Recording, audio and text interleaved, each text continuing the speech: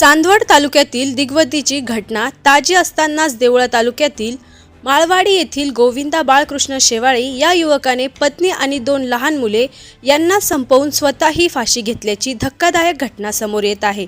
रविवारी सकाळी 6:30 वाजेच्या सुमारास ही घटना उघडकीस आली। गोविंदा शेवाळे यांनी हे टोकाचे पाऊल उचलण्यापूर्वी सकाळी व्हॉट्सॲप ॲपवर भावपूर्वक श्रद्धांजली असे स्टेटस टाकले होते। हे स्टेटस शेवाळे यांच्या लहान भावाने पाहिले आणि त्याला काहीतरी अनुचित घडल्याची शंका आली। त्याने तात्काळ इतर नातेवाईकांना फोनद्वारे याची माहिती दिली।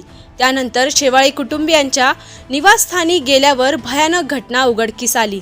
घटनास्थळी मोठी गर्दी जमा झाल्याने पोलिसांनी जमावाला नियंत्रित केले।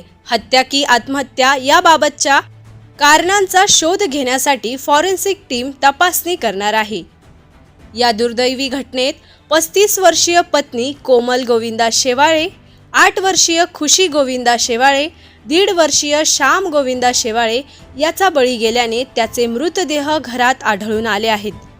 यात गोविंद शेवाळे याने स्वतः दोरीने फाशी घेऊन आत्महत्या केली असल्याने दिसून येत आहे, तर पत्नी, एक मुलगा यांच्यासह मृतदेह झोपलेल्या अवस्थेत असल्याचे प्रथमदर्शनी आढळून आले आहे।